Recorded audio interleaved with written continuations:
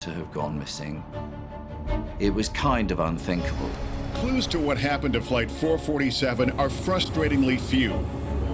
But now, recordings have been recovered from the cockpit.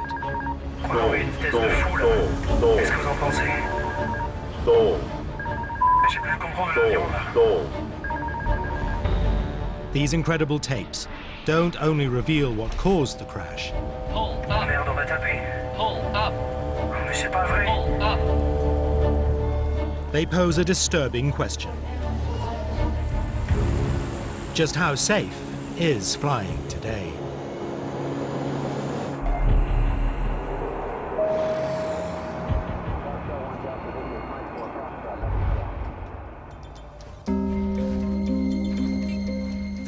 May 2009, Rio de Janeiro. Galeão International Airport, 7 p.m. local time.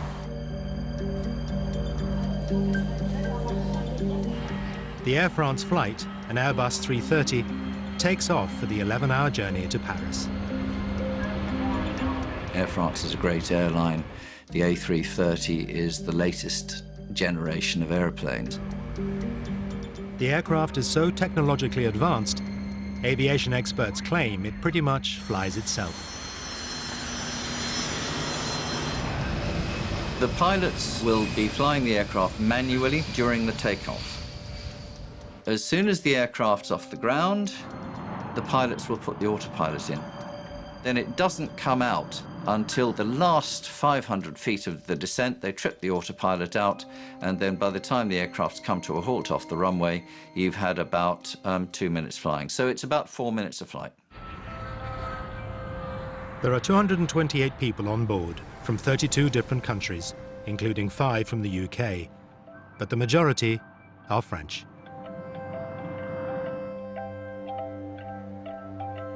Caroline Soulas and her husband, Air France flight attendant Sébastien, have just enjoyed a 3-day break in Rio. Caroline got the opportunity to travel much because with her husband she went everywhere in the world, especially for Brazil. She went 3 times in Brazil. She fell in love with this country. Just before boarding Flight 447, Caroline contacts her mother, Corinne, at home in Paris. Before leaving Rio, it was about 7 o'clock, she sent me a text saying, it's a pity to leave Rio because it's so sunny. What's the time in Paris? It was the last text I had. 1:35 a.m. Flight 447 makes final radio contact with Brazilian air traffic control. Your traffic, my friend. Okay. The plane leaves Brazilian airspace and now flies into a radar dark spot in the middle of the Atlantic. The aircraft will be out of radar contact until it comes within range of Senegalese air traffic control. It was right in the middle of the big gap, in the middle of the ocean. And it was at a point where it was handing off between Brazil and Senegal. Most people don't realize that communications over the oceans are actually pretty spotty. And in this case, they were extremely spotty. 3:45 a.m. 2.5 hours after leaving Brazilian air control, Flight 447 still hasn't appeared on the radar screens in Dakar. They were slow to recognize, first of all, that the aircraft had gone missing. Senegal didn't sound the alarm very quickly. A search and rescue operation is scrambled to the last known position of the missing aircraft.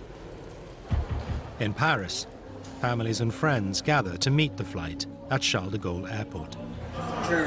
Waiting for the Air France flight 447.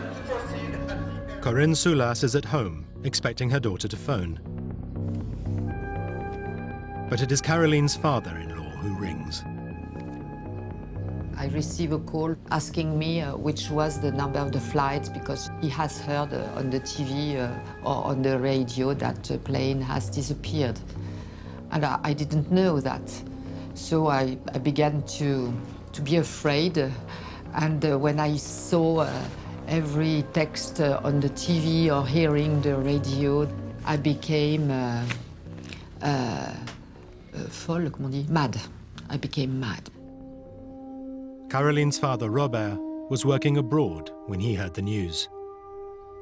After I was alone on the earth, it was a great moment of loneliness. I couldn't imagine the loss of Caroline. It was not possible. Within hours of the disappearance, Air France makes an announcement. This is a catastrophe, undoubtedly, and we have lost an aircraft with 228 people on board. Flight 447 has seemingly vanished. No mayday, no trace on radar, no witnesses, and no sign of wreckage. Clues to what happened to Flight 447 are frustratingly few. There was so little information available initially. Did the aircraft just go missing? Has it actually crashed? Where was the wreckage? The crew showed no sign of alarm because if they were seriously alarmed by something, they'd have made an emergency call to air traffic control, but they didn't. And the fact that there was no distress signal, what does that say to you? It could be, dare I say, a bomb or something like that. First thing people think about now, post-2001, is terrorist attack. When French intelligence officers check the passenger list, they spot names they suspect are linked to radical Islamic organizations.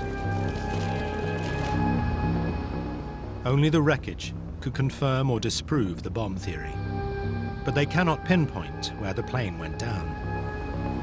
The difficulties for Air France 447 were huge. Firstly, the aircraft crashed in an area where there was no radar coverage, so it was not possible to locate where it had hit the sea. So the search area was enormous. They were looking over an area of 17,000 square kilometers.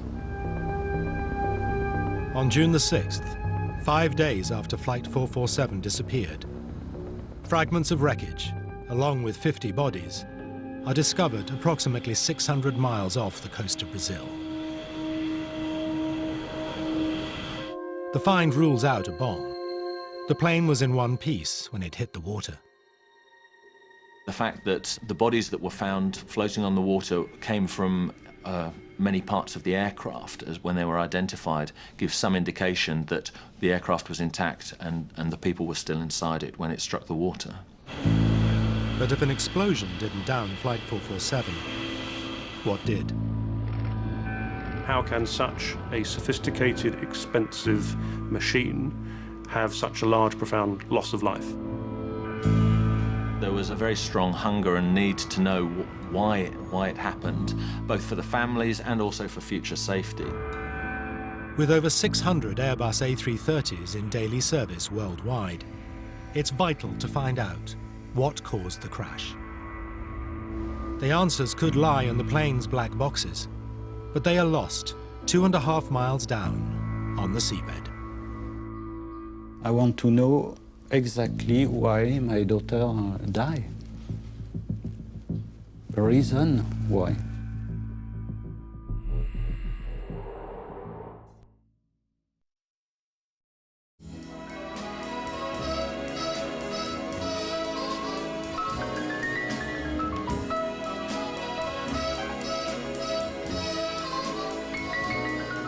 That's life.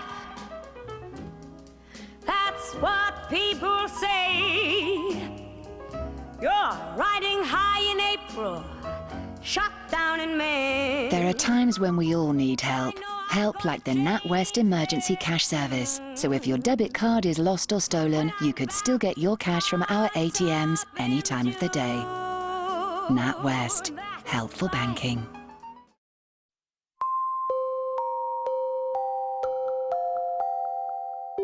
At Lexus, we didn't just create a premium compact car.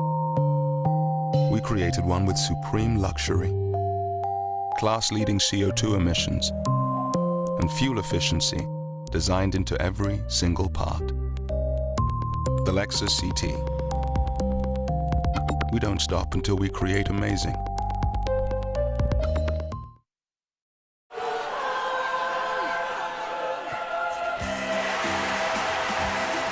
Nothing beats the feeling of watching live goals.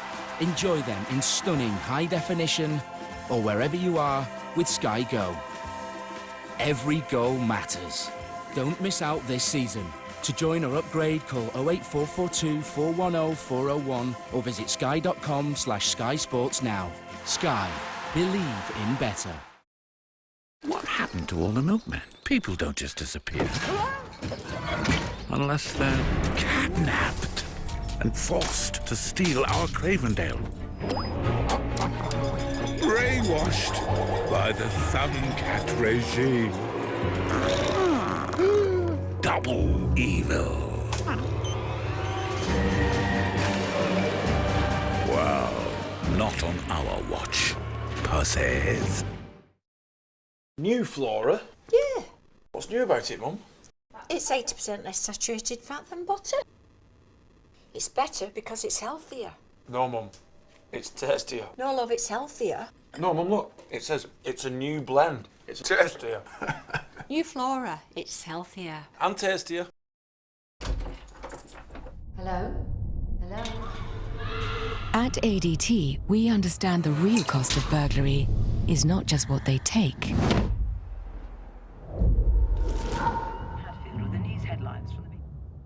It's what they leave behind.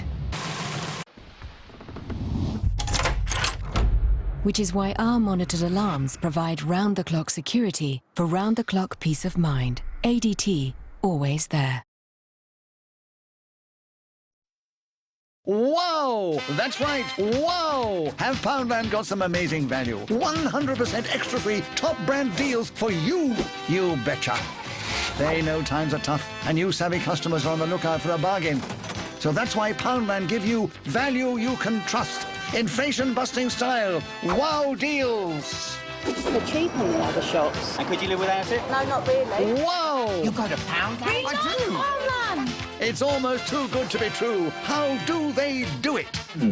You tell me. Find out if you're really getting a bargain in Dispatches, Secrets of Poundland, tomorrow at 8 on 4.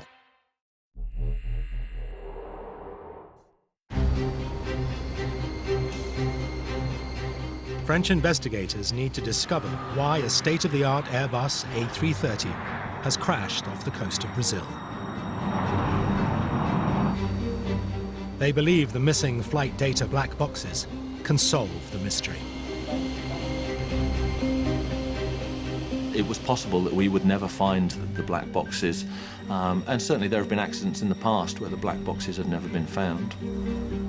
A French nuclear submarine is enlisted to join the search. It can pick up the ultrasonic signals transmitted by the black boxes. You have a 30-day lifespan on the underwater locator beacon, and the terrain at the bottom of the sea was very mountainous. If you can imagine, the seabed rises and falls by a huge amount, varying between, I think it was around 900 meters down to more than 4,000 meters depth. 30 days pass with no success. The team now send mini-subs down to scour the seabed. The black boxes were the crucial piece, which is, of course, why incredible amounts of time and treasure were spent by the French government and others. Many assisted trying to find these things, and it was an extraordinary search effort. But after almost 2 years, one of the greatest underwater searches in maritime history, costing over £25 million, draws a blank. Just as it seems the mystery of what downed Flight 447 would never be solved, the French investigators turned to the American team that located the wreck of the Titanic in 1985. Then, on the 2nd of April 2011, the dive team find the shattered fuselage, 13,000 feet down on the seabed. They also find 104 bodies, many still strapped in their seats.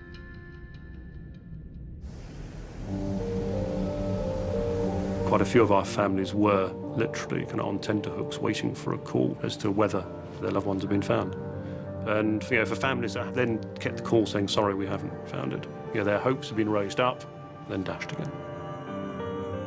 74 bodies remain missing, including that of Caroline Soulas.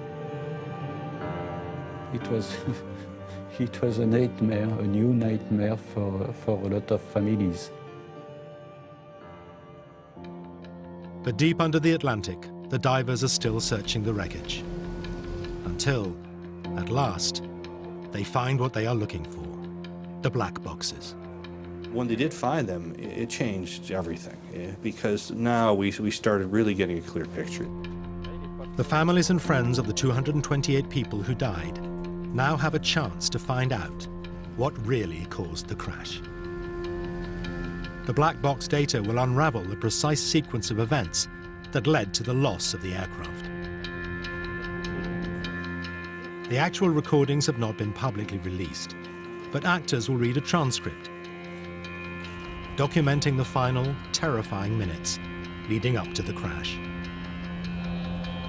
Je crois qu'on veut une vitesse de fou, là. Qu'est-ce que vous en pensez? Remonte, remonte, remonte, remonte! Flight 447 leaves Rio and heads north, following the east coast of Brazil. In charge of the plane is Captain Marc Dubois, aged 58, with almost 11,000 flying hours under his belt. The second pilot is 37-year-old David Robert, who's clocked up over 6,500 hours. The third pilot is Pierre-Cédric Bonin, whose wife is also on tonight's flight. Aged 32, Bonin, with just under 3,000 flying hours, is the least experienced member of the crew. Bonin is sitting in the cockpit's right-hand seat. His captain, Dubois, is sitting on the left. Robert is taking the regulation sleep break in the small cabin to the rear of the cockpit.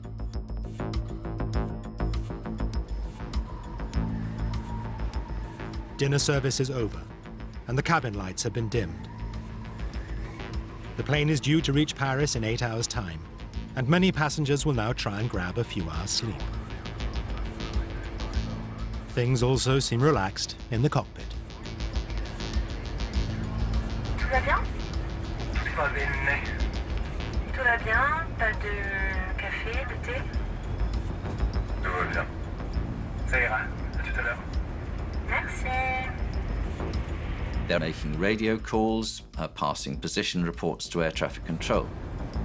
It's all pretty quiet. In the middle of the Atlantic, in the middle of the night, there's not much to do. Captain Dubois is a veteran of the Rio-Paris route and points out an upcoming landmark to his junior first officer, Bonin. C'est l'Équateur. Tu avais compris, je suppose. Non, je m'en doutais. As they approach the equator, they will enter an area called the Intertropical Convergence Zone. For aviators, that area is famous for creating convective weather or thunderstorms. It was generating some really interesting and severe areas of weather the night of the crash of Air France 447. Michael de Villiers has analyzed the weather patterns on the night of the crash. What it shows there is the areas that were forecast on the significant weather chart where there would be thunder activity, quite a few around. Thunderstorms are probably the most dangerous form of weather. It's strong updrafts and downdrafts, can knock the aircraft around, can also cause structural damage if a thunderstorm is severe enough. You get icing, you get the hail, you get lightning, which can also damage an aircraft. Massive cumulonimbus storm clouds can extend upwards to 50,000 feet, too high for commercial planes to fly over. Sometimes you've really got to think about which route you're going to take and which headings you're going to take up to try and avoid them.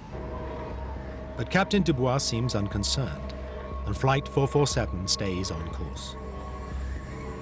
On va pas se laisser emmerder par des cumulus quand même.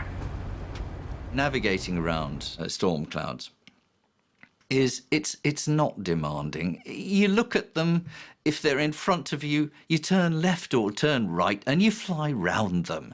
I mean, this is not difficult stuff.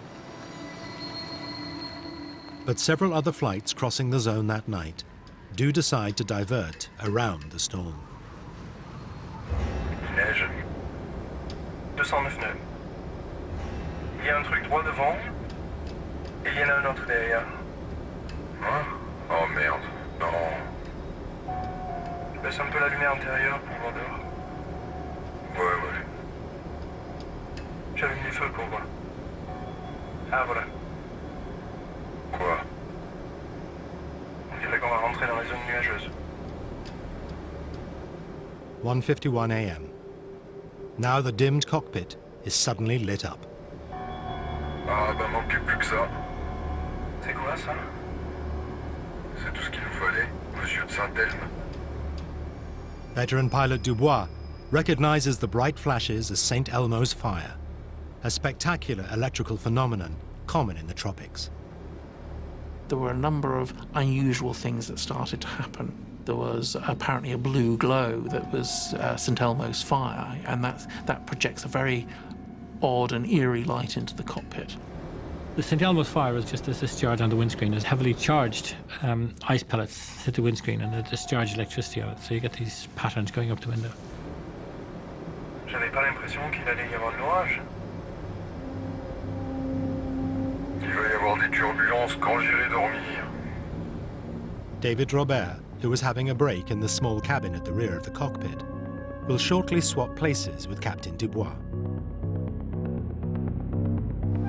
Bon, bah y a plus qu'à le réveiller, hein, c'est ça? Before Robert arrives, Captain Dubois wants to establish who's going to fly the plane while he's on his break. Ouais, c'est qui le pose? C'est toi? Bon, il va prendre ma place. This means Bonin, with the least amount of flying hours on his record, will pilot the plane until the captain returns. If a captain is going on the break, you would have thought that the priority would have been to have the most experienced person in charge of the aircraft and sitting in the appropriate seat. T'as dormi? Moyen. T'as pas dormi? Il a dit moyen. Bon, allez, je me casse. Bon, ça va. Bon, les petites turbulences qu'on vient d'avoir, t'auras les mêmes après? I did find it interesting that for what I thought we were certainly the most busiest part of the flight in terms of weather avoidance, the captain decided to take rest for that.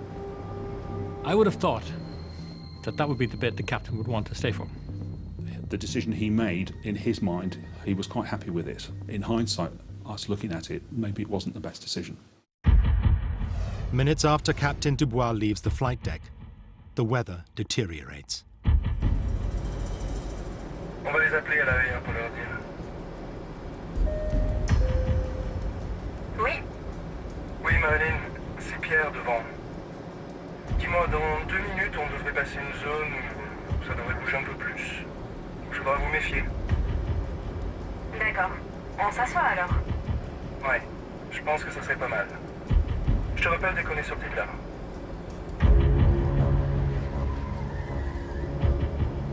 Vache, heureusement que c'était la 330, hein. C'est clair. Moins 42 degrés. Robert suggests changing course to avoid the storm clouds. Tu veux pas tirer un peu plus sur la gauche, là? Excuse-moi? J'ai dit, tu veux pas un peu plus tirer sur la gauche? As Bonin steers the plane 12 degrees to the left, a sharp, chlorine-like smell spreads through the cockpit.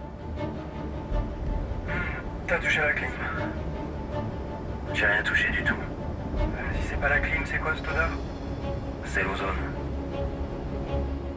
Robert, who's flown many trips across the tropics, instantly recognizes the strange smell, but it seems to startle his younger colleague. C'est quoi ça? C'est un rapport avec l'EFT? Non, l'ozone, c'est de l'air chargé d'électricité. Non. Ah non, d'accord. There were unusual smells in the cockpit. There were electrical disturbances and electrical phenomena around St Elmo's fire and so on. So there are many things that can contribute to degraded pilot performance. 2:10 a.m. A loud sound is heard in the cockpit.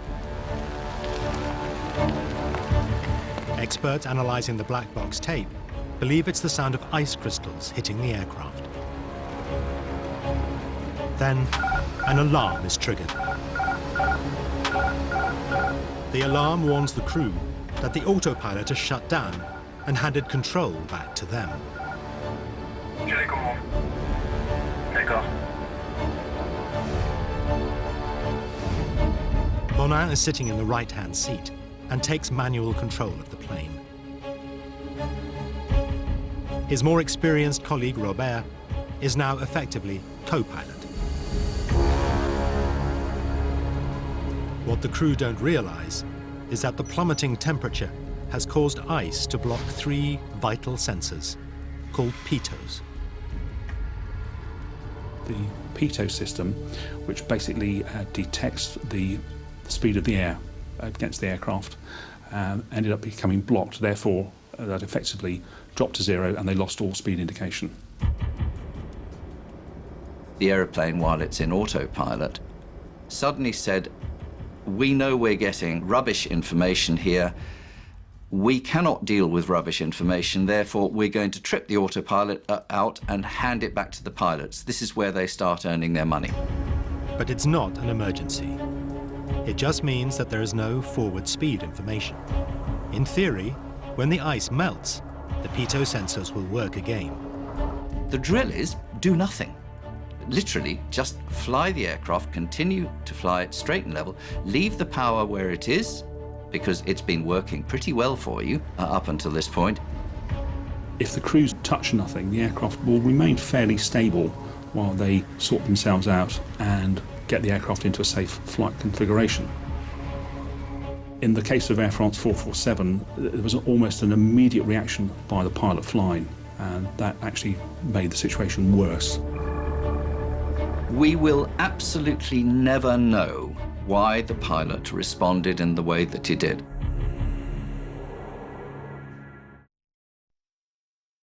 This man claims he can communicate with one of the ocean's most elusive and mysterious giants. With his help, Jimmy Doherty and Professor Joy Weidenberg My heart is pounding. want to get up close and personal with the sperm whale. Now that is what it's about. That was brilliant. Jimmy and the Whale Whisperer, next Sunday at 7 on 4.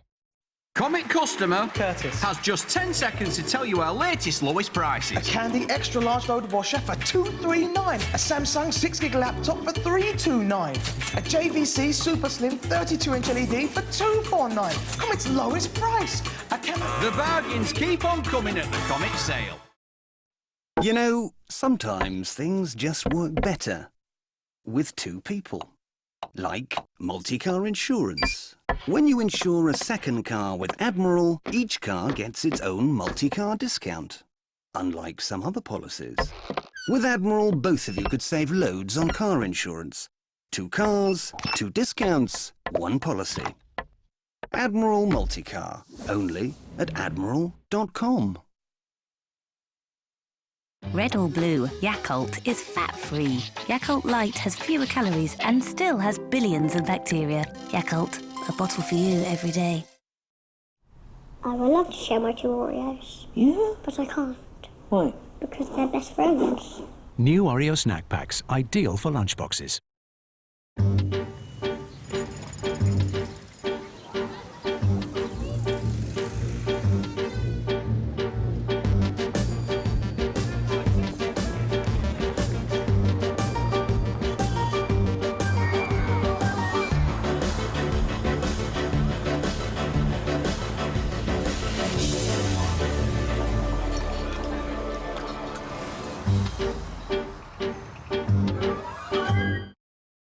They say a problem shared is a problem halved, and that's why Age UK are here, to help you make the most of later life.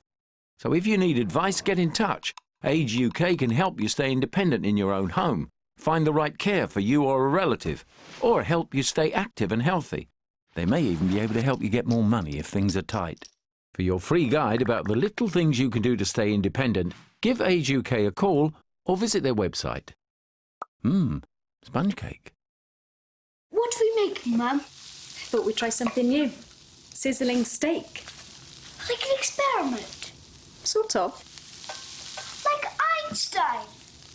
Pretty much. Wow! Delicious sizzling steak with caramelised red onion. Just one of the Maggie Fresh Ideas range. Mum's a genius. Yes, she is. Get a fresh idea for dinner from Maggie. Think meals, think Maggie. Comet customer Curtis has just 10 seconds to tell you our latest lowest prices. A Candy extra large load washer for $239. A Samsung 6GB laptop for $329. A JVC Super Slim 32-inch LED for $249. Comet's lowest price. The bargains keep on coming at the Comet sale. Imagine living your life in front of 50 people and they would help you make a big decision. This is why I'm here, because I don't know. Why do you feel like you're not enough? The groundbreaking new series, The Audience, continues Thursday at 9 on 4.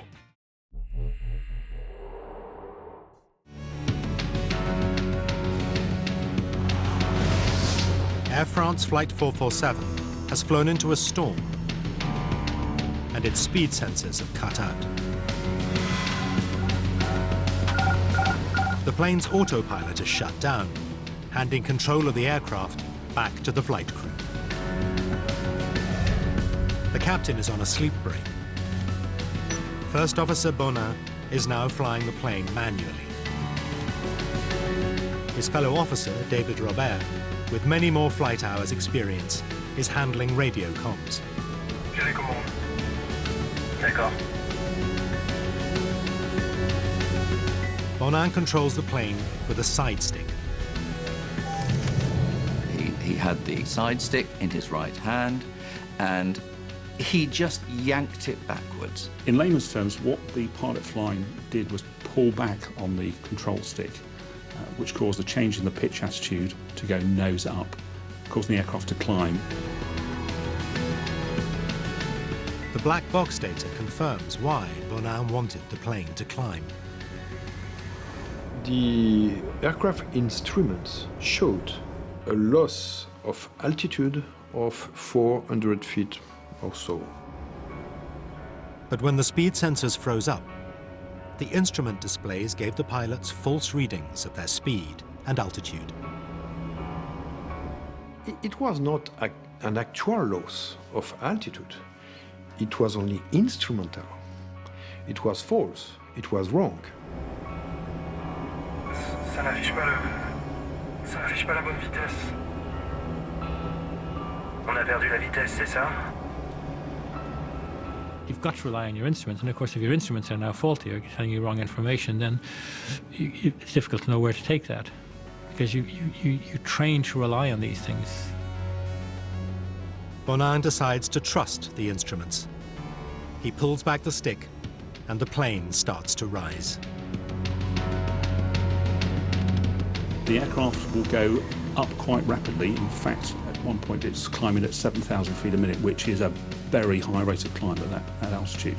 Because he was going uphill into very thin air that the aircraft couldn't be supported by while it was at its weight, the aircraft started slowing down, just like if you leave your foot on the accelerator of a car and it starts to go up a hill, it will slow down unless you give it more gas.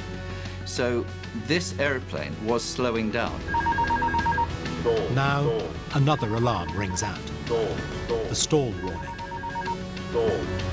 A stall happens when the aircraft is going too slowly for the wings to produce sufficient lift, and therefore the aircraft starts to drop, it starts to fall.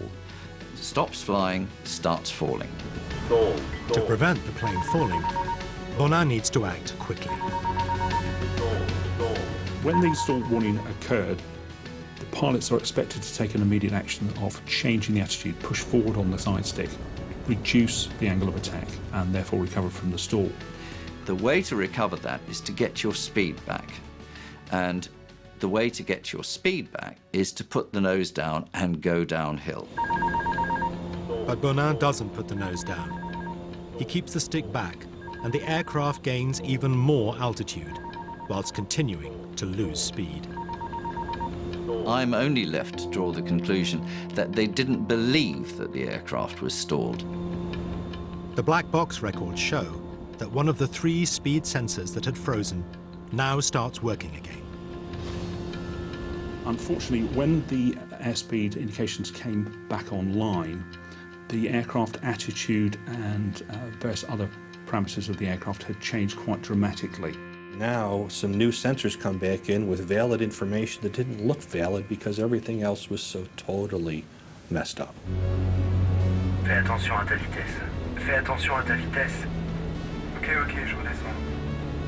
Stabilise. Ouais.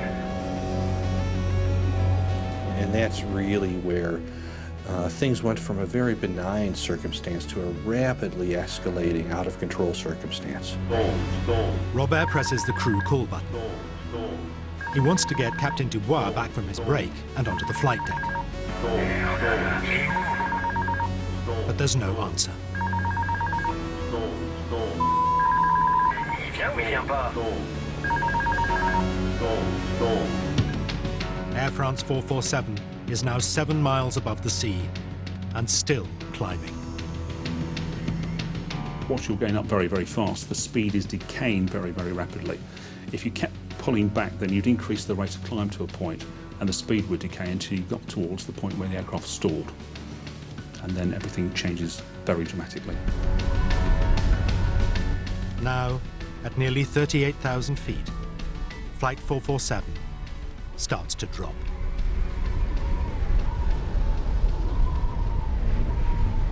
On a pourtant les moteurs. Qu'est-ce qui se passe, bordel? Tu comprends ce qui se passe ou pas? J'ai plus le contrôle de l'avion. J'ai plus du tout le contrôle de l'avion. Merde. On est où? C'est quoi, là? Je crois qu'on va trop vite. Just under a minute after he was first called, Captain Dubois returns to the cockpit, taking the jump seat behind the younger officers. Bon, qu'est-ce qui se passe là? Qu'est-ce que vous foutez? Mais qu'est-ce qui se passe? Qu'est-ce qui se passe? Je sais pas ce qui se passe. Vers le contrôle de l'avion. On a totalement perdu le contrôle de l'avion. On comprend rien. On a tout tenté. When the captain emerged onto the flight deck, that was a point at which a fresh set of eyes could have made sense of what was actually going on, and there was still time to recover the aircraft. There wasn't any conversation about here's what happened and here how we got into it. I think it would be very difficult for somebody just walking straight onto a flight deck to suddenly instantly determine, oh, you are in a deep stall descending at 10,000 feet a minute with a high nose attitude, you need to do this. Alors tiens, prends ça. Prends ça.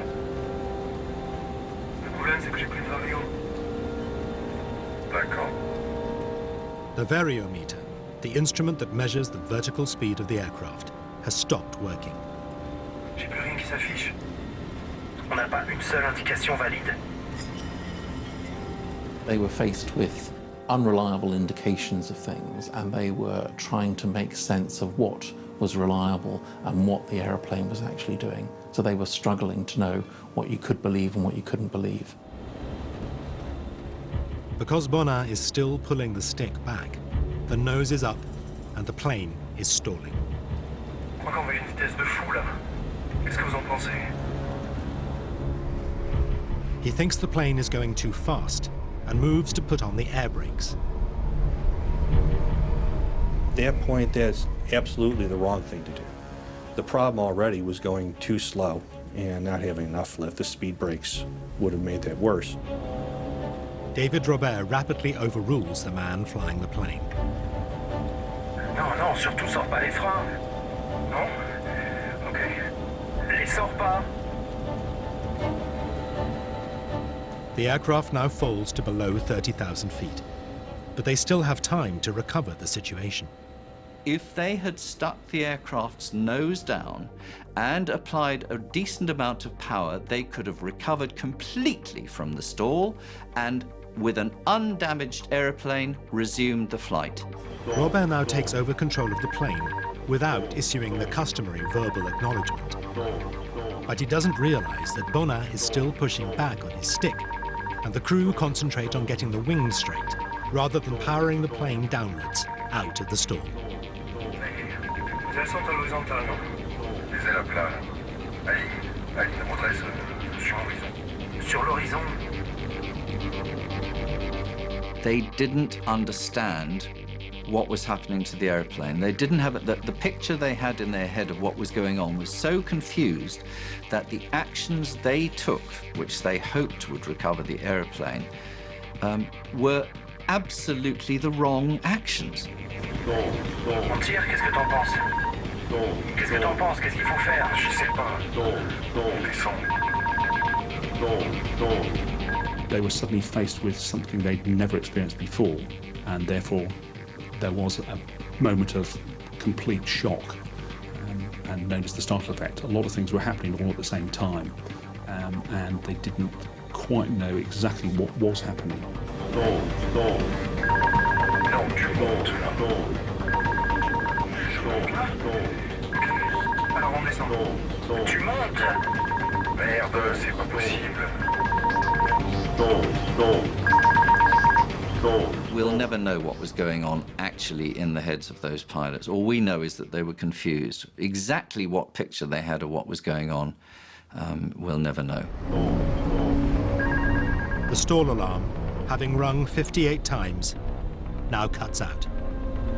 The computer stopped telling the pilots that the aircraft was stalled because it had gone into realms that the computer just didn't recognize. The computers have switched off. They've said, sorry, there's no information here that I can work with, so I'm out.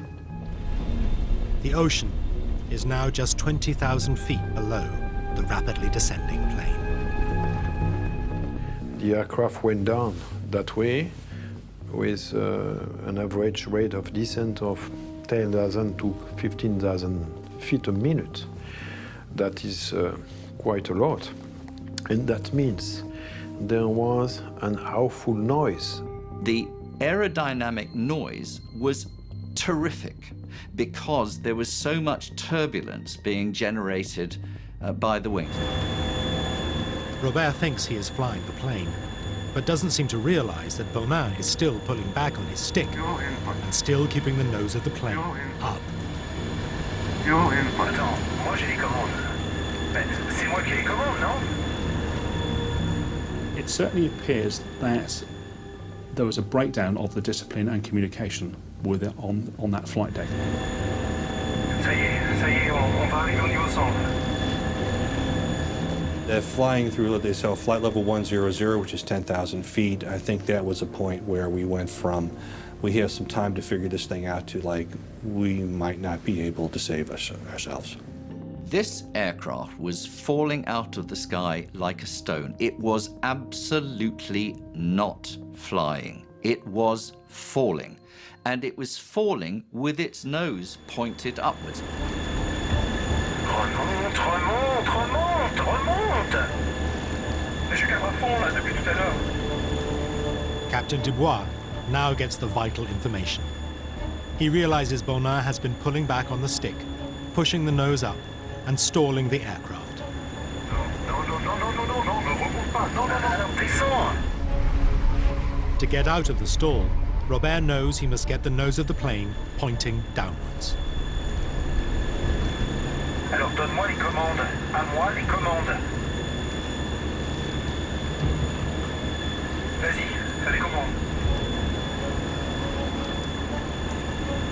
Attention, tu cabres. Je cabre. Je cabre. Il faudrait là, on est à 4000 pieds. Tu cabres là.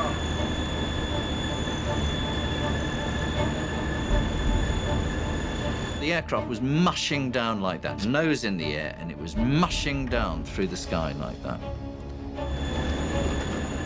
As they near 2,000 feet, the aircraft's ground proximity warning system detects the ocean below and a new warning sounds. Pull up. Pull up. Sink rate. Pull up. Pull up. Allez, on tire. On tire, on tire, Pull on tire. Pull up. On va taper. Pull up. Mais c'est pas vrai. Pull up. Mais qu'est-ce qui se passe? 10 degrés d'assiette. The recording stops at 02 hours, 14 minutes, 28.4 seconds.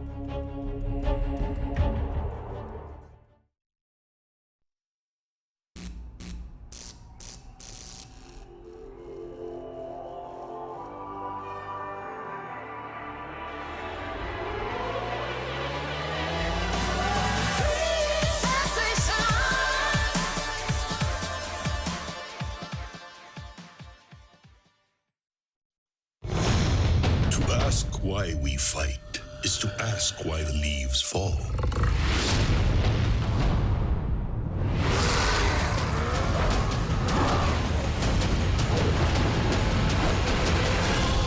The question isn't why we fight, but what's worth fighting for. World of Warcraft, Mists of Pandaria. Pre-order now at warcraft.com.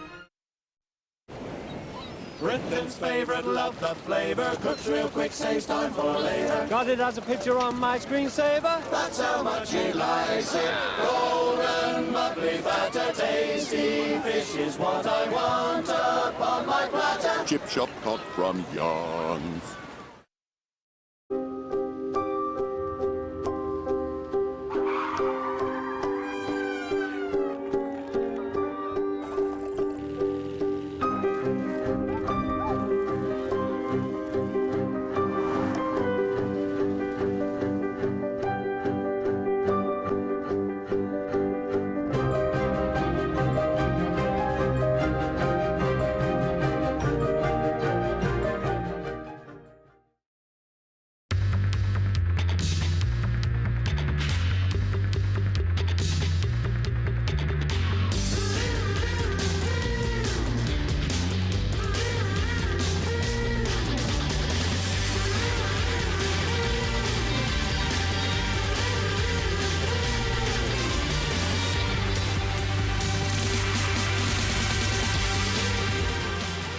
Sours raspberry.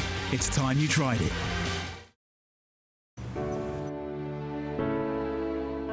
Can't stop now.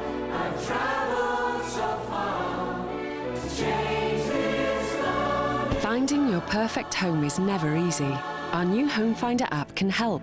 It gives you all the tools you need to find and buy your perfect place. It's free to download now. Making it easy to find and buy your new home. Halifax, the people who give you extra.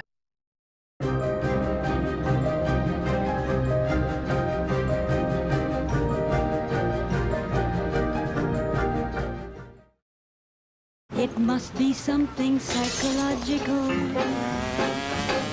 It may be something very physical that makes me feel the way I do whenever I'm in touch with you. Just let me get my hands on you, and then I want somebody new. With me it's like love. Unleash the chaos. New links attract for him And for her. The Big Fat Quiz is back with a very special show all about the 80s. So join me, Jason Manford, Stephen Mangan, Jonathan Ross, Adam Buxton, Mickey Flanagan, Carol Vorderman, and some very special surprise guests for a bit of hot quiz action tonight at 9.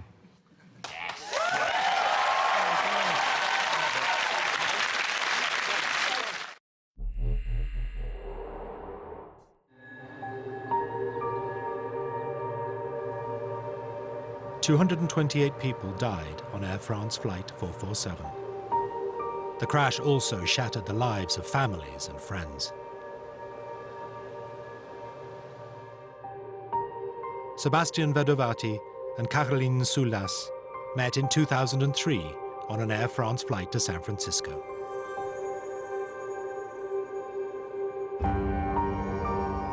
Six years later, they died on Air France 447. I love this picture because we can see their rings. And I've got the same ring. They were in love with each other.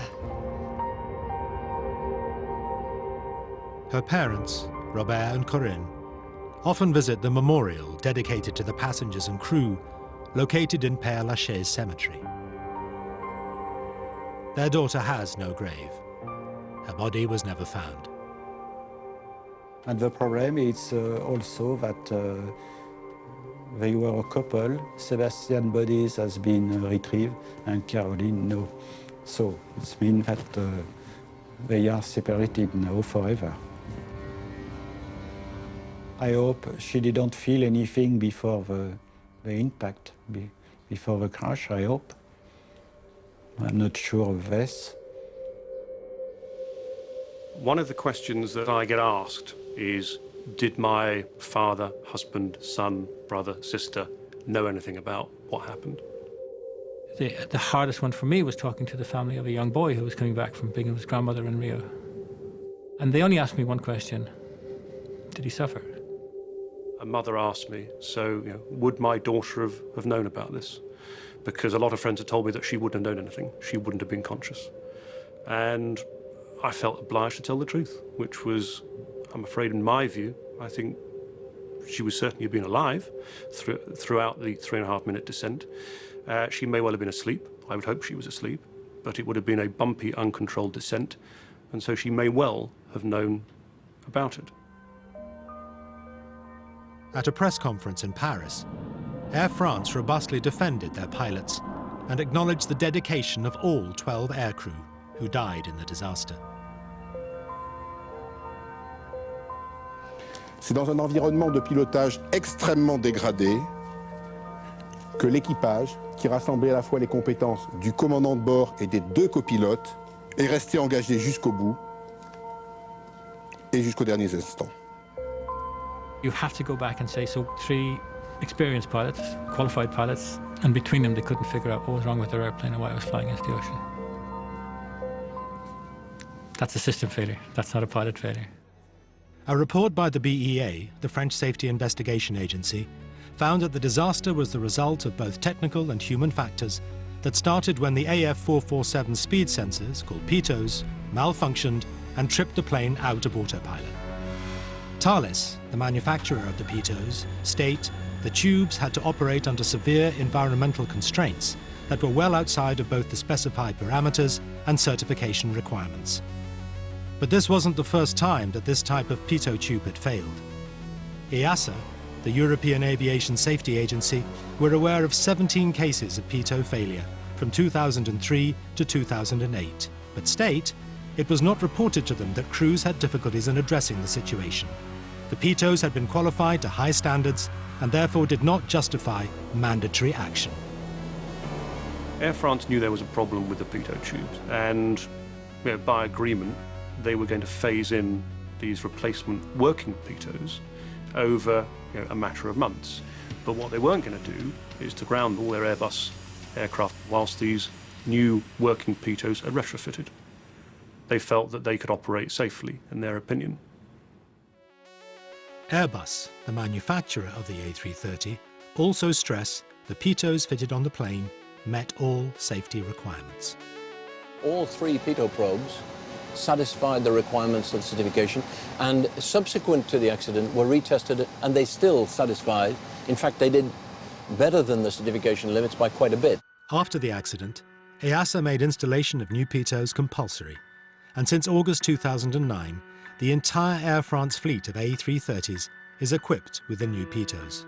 The investigation report also recommended improvements to A330 stall alarms and cockpit instrumentation, primarily the plane's flight path navigational aid, the flight director.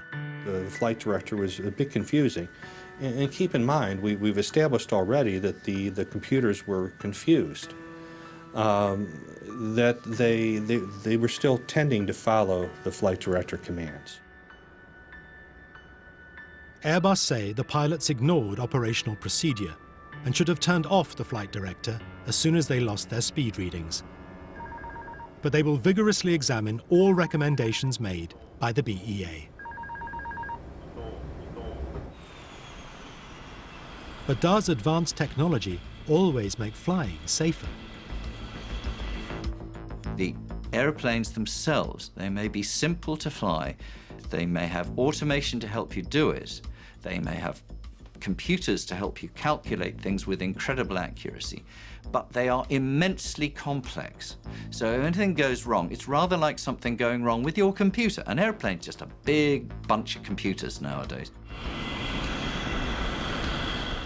So can we trust that pilots still have the skills to fly? The crew of AF447 were fully trained and qualified. But the French investigation recommended additional training for pilots. To some extent, this accident was predictable. We've known for a long time that there are areas where pilots need better training, and it's not just on Airbus type of aircraft, it's on all the modern jet fleet of aircraft. Pilots who are primarily used to using all the automatics can have their manual flying skills degraded, and this is a concern within the industry, that is happening. And therefore, if you have an unusual situation that perhaps they haven't trained for, then it does rely on a discipline and appropriate training for those pilots to be able to say, I can still fly this aeroplane. Air France state that over the past 3 years, simulator sessions have been introduced to address unsure speed at altitude, as well as new emergency maneuvers in case of a stall situation. EASA say they are reviewing all safety recommendations made by the report, and if necessary, will then take measures to improve aircraft equipment and decide on additional training requirements. This aircraft crashed because they didn't know what was going on.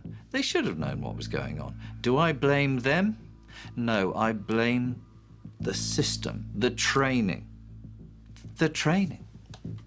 It's not Air France either, because Air France trains its pilots like other airlines train their pilots. It's the fact that the training that the law requires the airlines to do is all wrong. It does not address the needs of pilots flying modern, highly automated airplanes, and that is why Air France 447 happened. Next Sunday at 8, Kevin MacLeod's Man-Made Home. More details coming up. Tomorrow, 24/7 with the SOS teams of Blackpool. 999, what's your emergency? And there are plenty of them at 9. But coming up, Micky Flanagan and Jonathan Ross. Do they remember the 80s?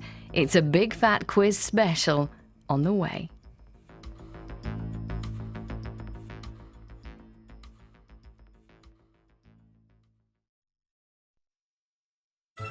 I want it to be the shed of my imagination. Kevin MacLeod is going wild in the woods. It's about making and doing rather than buying and consuming. Repurposing and recycling to build his off-grid dream home. Do not want to screw this up. And he's doing it all with his bare hands. That's the whole point about a shed, they're for trying stuff out. You remember that thing we shared? This is it. Going off and doing stuff you've never tried before. That's exciting. See Kevin like you've never seen him before. You are a madman! As he tries to make his dream a reality. Kevin MacLeod's Man-Made Home. Next Sunday at 8 on 4.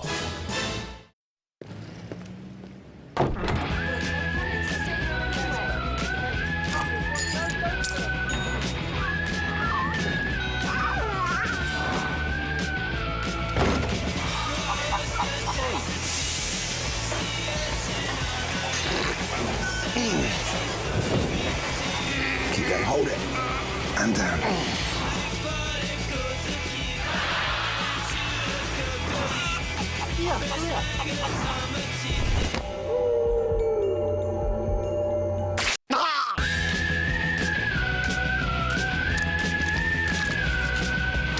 Hotel GB, where Channel 4's finest are at your service. Opening soon on 4. What could possibly go wrong? Alan's back, Chatty Man with Gok Wan and Pink at 10:35. But first up, Acceptable in the 80s. A big fat quiz special now with strong language and adult humour.